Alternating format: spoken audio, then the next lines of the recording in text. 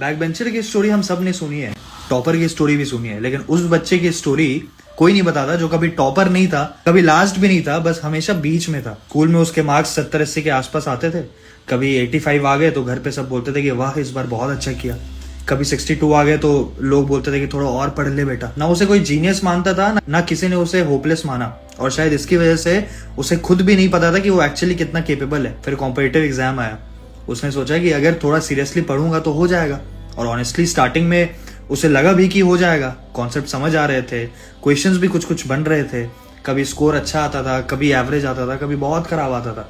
बस एक प्रॉब्लम थी, कंसिस्टेंसी का कोई क्लियर प्रूफ नहीं था। देखो टॉपर के पास तो एक आइडेंटिटी होती है ना कि मैं अच्छा हूँ, बैक बेंचर के पास एक आइडेंटिटी होती है कि मुझसे एक्सपेक्टेशन नहीं है, थोड़ा मेहनत करूंगा तो मे भी हो जाऊंगा।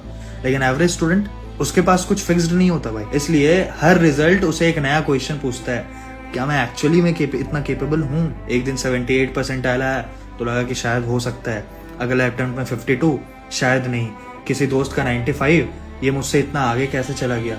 फिर वही यूट्यूब की किसी टॉपर की स्ट्रैटेजी, शायद मुझे भी ऐसे पढ़ना चाहिए, फिर दूसरी स्ट्रैटेजी, फिर तीसरी, और धीरे धीरे प्रिपरेशन से ज्यादा वो अपनी कैपेबिलिटी फिगर आउट करने में लग गया। और भाई एवरेज स्टूडेंट का सबसे बड़ा साइकोलॉजिकल ट्रैप ये है कि वो फेल भी नहीं हुआ होता लेकिन खुद को सक्सेसफुल भी फील नहीं करता।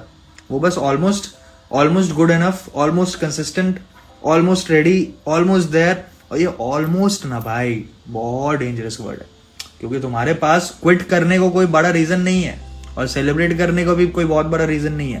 तो तुम बस चलते रहते हो, कभी कॉन्फिडेंस के साथ, कभी कंपैरिजन के साथ, कभी डाउट के साथ। फिर एक दिन तुम रियलाइज करते हो कि मुझे टॉपर बनने की जरूरत ही नहीं थी, मुझे बस अपने एवरेज वर्जन को अंडरस्टिमेट करना बंद करना था। बिकॉज कॉम्पिटिटिव एग्जाम का एक ब्रूटल ट्रूथ है भाई, स्टार्टिंग पॉइंट डिसाइड नहीं करता कि तुम कितने आगे जा सकते हो, लेकिन तुम अपने स्टार्टिंग पॉइंट को एक्सक्यूज बनाओगे या बेसलाइन, ये डिसाइड करता है कि तुम कितना आगे जाओगे। तो अगर तुम वो स्टूडेंट हो ना जो स्कूल में कभी टॉपर नहीं रहा, जो कभी ब्रिलियंट नहीं कहलाया, जिसे मार्क्स देखकर किसी ने नहीं बोला कि इसका फ्यूचर बहुत ब्राइट है, और आज तुम कॉम्पिटिटिव एग्जाम के लिए अपनी कैपेसिटी डिस्कवर कर रहे हो ना भाई, तो I hope you know this, तुम एवरेज स्टूडेंट नहीं हो, तुम एक अनफिनिश्ड स्टूडेंट हो, और दोनों में बहुत डिफरेंस है, ठीक है। तो मे बी तुम्हारी स्टोरी का बेस्ट पार्ट ये नहीं होगा कि तुम टॉपर बन गए, मे बी बेस्ट पार्ट ये होगा कि एक दिन तुम्हें फाइनली पता चलेगा कि मैं एक्चुअली कितना कर सकता था। अगर तुम भी कभी वो एवरेज बच्चा रहे हो ना, तो कमेंट करना I was never the topper, and I will see you. Until then, all the best.